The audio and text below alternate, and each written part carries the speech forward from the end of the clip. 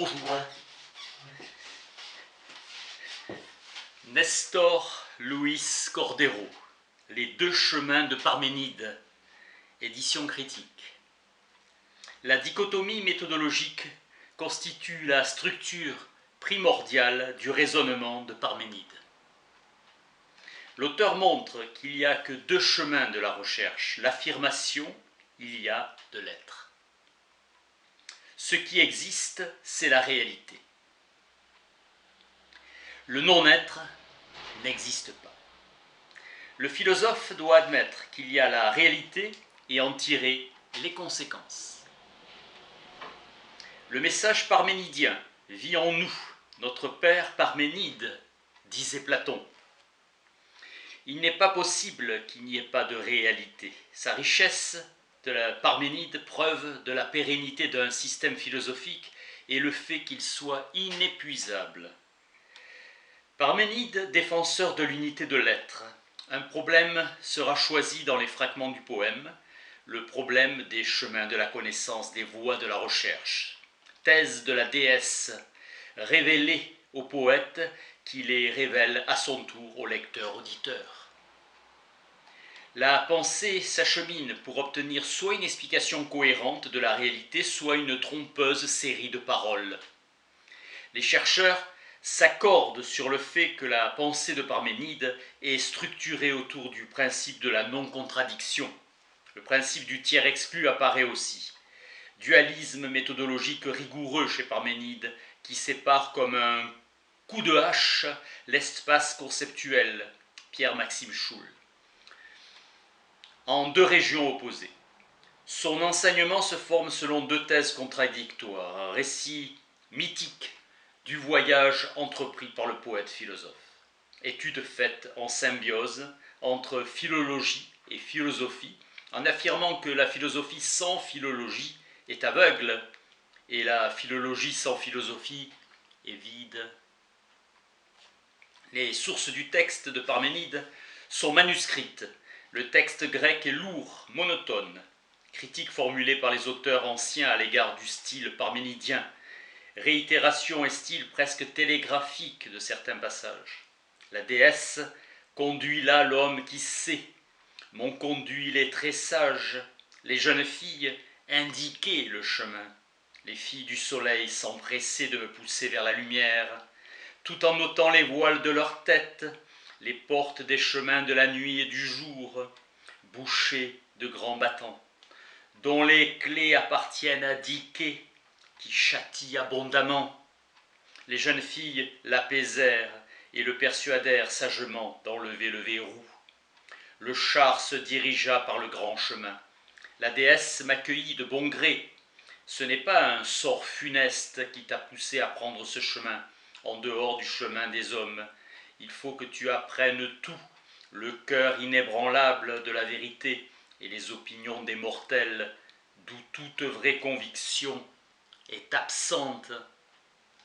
Comment il aurait été nécessaire que les opinions existent réellement, en embrassant tout incessamment. Fragment 1. Quels sont les seuls chemins de la recherche qu'il y a pour penser? Qu'il est et que je ne peux pas être n'est pas possible. Qu'il est et que ne peut pas être n'est pas possible. C'est le chemin de la persuasion, car il suit la vérité. Qu'il n'est pas est un chemin tout à fait inconnaissable, car tu ne connaîtras pas ce qui n'est pas, fragment 2. Penser et être sont la même chose, fragment 3. Les choses absentes sont présentes pour la pensée, fragment 4. Où je commence, je reviendrai, fragment 5. Il est nécessaire de dire et de penser ce qui est, parce que être est possible et le néant n'existe pas. Tu commenceras par ce premier chemin de la recherche. Pour les mortels, l'être et le non-être sont considérés comme la même chose. Ce chemin ramène au point de départ, fragment 6. Éloigne ta pensée des choses qui ne sont pas. Juge selon le raisonnement, la réfutation polémique que je viens d'énoncer, fragment 7. Ce qui est inengendré et indestructible, total, unique, inébranlable et complet. Il est présent maintenant, complètement homogène, un et continu. Je ne te permets pas de dire ni de penser que cela se serait produit à partir de ce qui n'est pas, car il n'est pas possible de dire ni de penser ce qui n'est pas. Il faut donc qu'il existe absolument ou qu'il n'existe point. Ou qu'il n'existe point. Il n'est pas divisible, car il est complètement homogène. Il est sans commencement et sans fin. Il demeure le même en lui-même, compte tenu qu'il y a une limite ultime. Il est parfait partout, semblable partout à lui-même. Apprends les opinions des mortels en écoutant la trompeuse série de mes paroles, fragment 8. Tout est plein en même temps de lumière et de nuit obscure. Hors d'elle, il n'y a rien, fragment 9.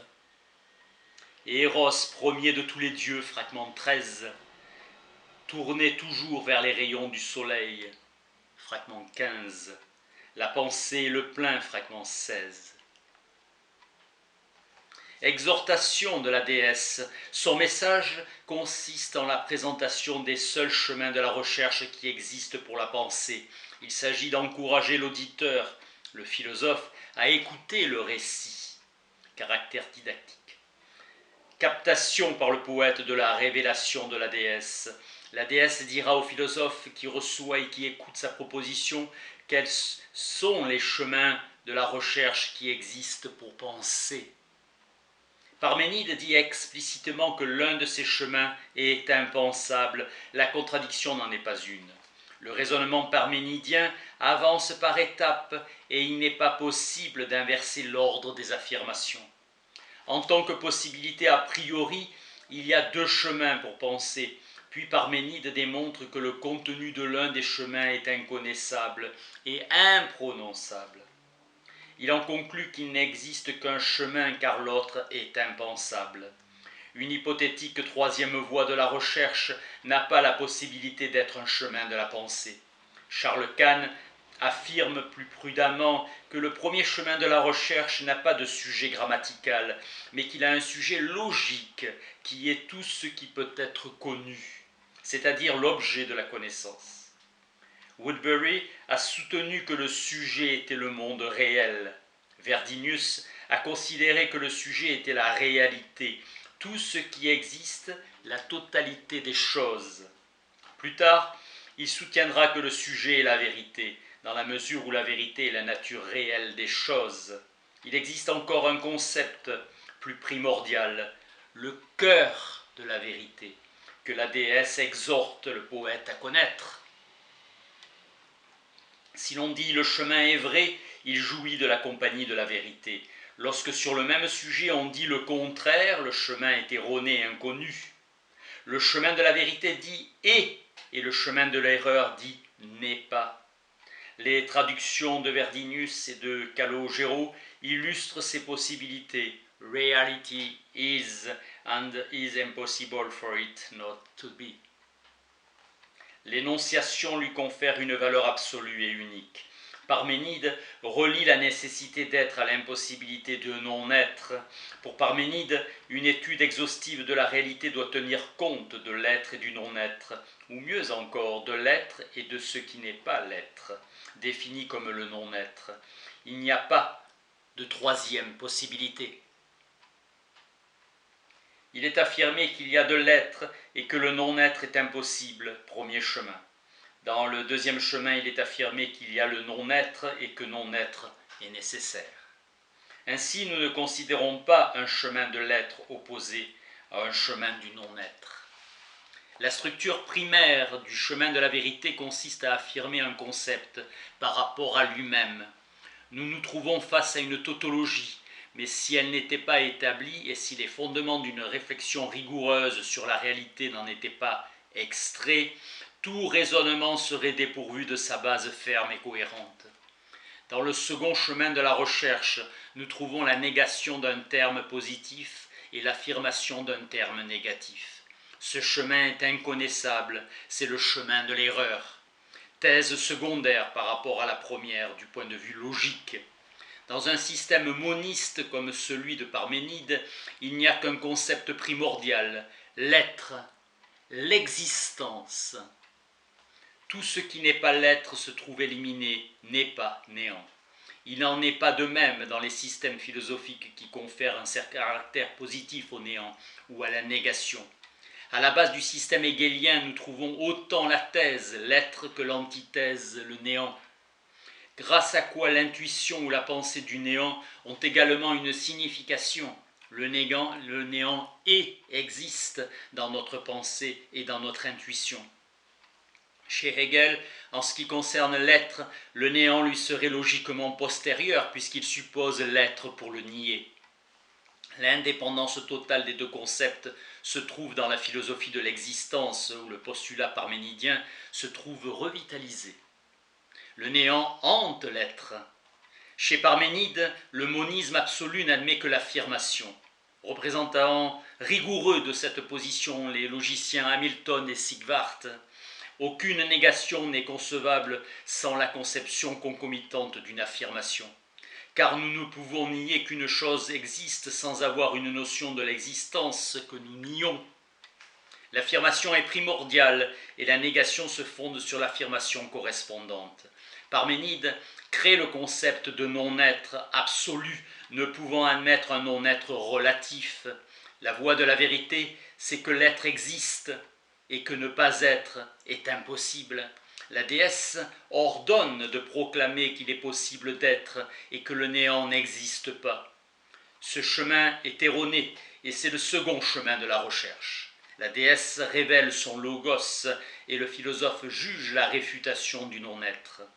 Refus d'un troisième chemin de la recherche, fondé sur l'impossibilité de pouvoir y trouver une troisième position entre l'être et le non-être, selon les présuppositions de la propre philosophie de Parménide. Dichotomie rigoureuse d'une voie vraie et d'une voie fausse à 2 degrés d'irrationalité. Chemin des Héraclitéens où s'identifient l'être et le non-être, et où une voie où ils se confondraient sans s'identifier, où s'élabore une physique fondée sur l'opinion. Pour l'œuvre, la déesse rejette 2 chemins erronés. Robin affirme que chez Parménide, il y a 2 routes ou méthodes, l'une de la vérité immuable et parfaite à laquelle convient la pensée logique, l'autre de l'opinion et de ses apparences. Opposition entre le chemin de la vérité et le chemin des mortels qui ne savent rien. La connaissance du cœur de la vérité fait partie de l'apprentissage auquel la déesse invite le poète. Parménide oppose la vérité à la fausse connaissance, qui parce qu'elle est fausse est impensable, inexprimable. La déesse sait que le point de départ des 2 chemins, l'alternative originelle, est commun. Le voyageur est le poète, l'arrivée et la vérité, représentée par la contrée de la déesse. Passage de l'obscurité à la lumière, c'est-à-dire de l'ignorance propre aux mortels qui ne savent rien à la connaissance de l'homme qui sait, est symbolisée par le dévoilement des filles du soleil lorsqu'elles retirent les voiles qui cachaient leur tête pour pénétrer dans le royaume de la lumière. Les chevaux connaissaient la route qui appartient au royaume de la déesse. Le fait d'être est nécessaire et absolu. Selon l'utilisation parménidienne du principe de non-contradiction et du tiers exclu, tout ce qui est différent de l'être est le non-être. Le chemin de la vérité consiste à affirmer l'être absolu et nécessaire. Les limites sont celles du raisonnement. Il s'agit des limites que la logique impose à son discours. La doxa se présente comme le contraire de la connaissance. C'est l'absence de connaissance qui suppose l'existence du néant. Le résultat est une conception dualiste de la réalité. Le monisme parménidien n'admet qu'une réalité. Le philosophe doit reconnaître qu'il y a la réalité et que sa pensée ne s'appuiera pas sur le vide, démarche préalable au niveau atteint par la spéculation philosophique de son époque. Meugler souligne que c'est l'acceptation du fait que toute spéculation cosmologique présuppose une recherche sur les rapports entre l'être et la pensée. On a découvert à Élée une dalle portant l'inscription Parménide, fils de Pyrrhès, philosophe médecin. Certains auteurs ont démontré que Parménide était le fondateur d'une école de médecine et que parmi ses enseignants il y avait des femmes, ce qui explique l'abondance de motifs féminins dans le poème de Parménide. Parménide part du fait qu'il y a une réalité, et c'est là une constatation préalable à toute réflexion philosophique. La réalité est ce qui existe, Bicknell. Présence permanente et non pas abstraction. Parménide revitalise la valeur originelle du verbe être, sa signification d'être présent, d'avoir une réalité effective. Cette présence n'a pas eu de commencement et elle ne se terminera jamais. Elle est parfaite, égale à elle-même, présente d'une manière totale et homogène, et rien ne reste en dehors, car rien n'existe au-delà de l'être.